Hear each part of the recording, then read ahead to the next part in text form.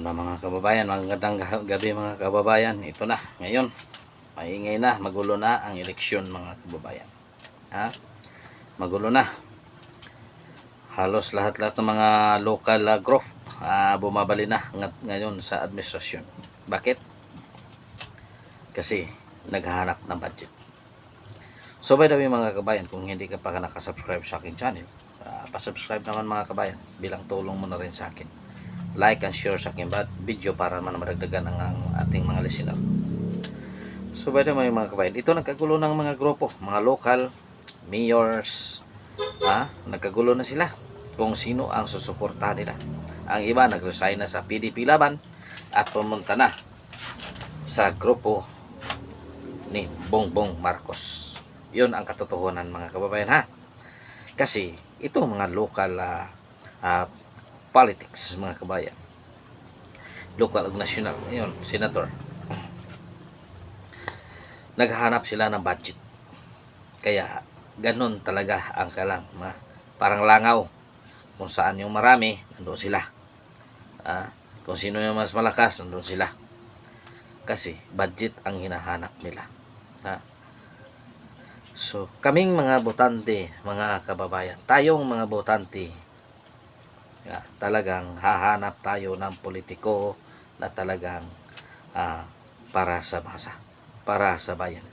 Hindi yung politiko na para lang sa bulsa, para sa bulsa ng kailangan, para sa kailang bulsa na mabawi ang kailang gastos sa eleksyon.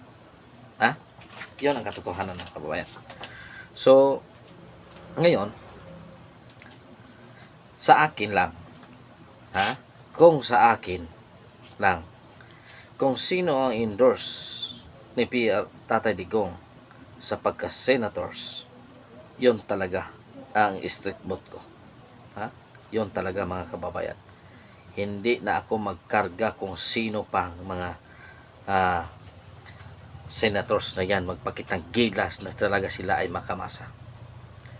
Kasi yun ang kailangan natin mga kababayan. Kung sino endorse ni Tatay Digong sa pag-senators, yun ang ating susundin. Yun ang aking susundin. Sa akin lang ayaw ko sa inyo. Basta para sa 2028, yun ang tutulong kang Inday Sara. Yun ang tutulong mga kababayan. Kaya magkaisa tayo mga kababayan. Magkaisa tayo. Huwag tayong papasok sa mga bagay-bagay na tayo ang magsasabi. Tingnan mo ngayon. May promise na 20 kilos. Yun pala, dagdag 20 pesos pala ang kilo. Kasi noon 40 pesos pang kilo. Ngayon pala, ang promise na mag 20 pala ang dagdag. So ngayon mga kababayan, ang sahod ganun pa rin. Gusto nila ayuda. Kasi sa ayuda mga kabayan, napakaraming korupsyon talaga dyan. Kapag ang tao binigbigyan mo ng palaging ayuda, hindi magtatrabaho yan. Maghihintay na lang yan sa bigay. Yun ang katotohanan mga kababayan. Yun ang katotohanan. Maghihintay na lang yan sa bigay. Hindi yan maghihintay kung ano-ano. Kaya tayo mga kabayan, tayo pipili tayo ng politiko na karapat-dapat sa kanyang pisto, madaling lapitan, madaling matulungin. Hindi yung politiko na palagi na lang bulsa ang kailangang inuuna. Huwag tayong papasok sa politiko ng ganyan parang langaw. Na kung sino-sino na lang, kung saan-saan na lang pumunta. Hindi ganyan tayo mga kabayan. Hindi natin ganyan. Kung tutulong tayo. Tayo, anong itulong natin? Itulong natin sila yung ang ating boto. Tinitingnan natin ang bawat politikong ano ang kanilang plataforma. Hindi lamang ang kanilang plataforma. Mga kababayan, maraming marunong gumawa ng plataforma.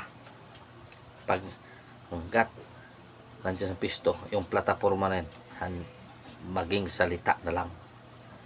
Mas mabuti pang tumakbo ka na walang plataforma para sa ganun, makikita mo kung ano ang ginagawa mo. Ha? Yung plataforma, wala yan. Yun lang mga kababayan, ang plano ko, yun mga kababayan, plano natin para sa bansa. O ngayon, nandoon ba? Ako ihalal ninyo, ngayong eleksyon, talaga ito ang gagawin ko. Pag dyan nasa pisto, malapitan pa mo. Hindi na. Nandiyan si Mayor, wala. Nahingi ko ng tulong, punta ka doon. Nandun na. Diba? Ganyan mga kababayan ang plus. Ha? Pag may ayuda, magkano? 10,000 o 5,000 lang bigay.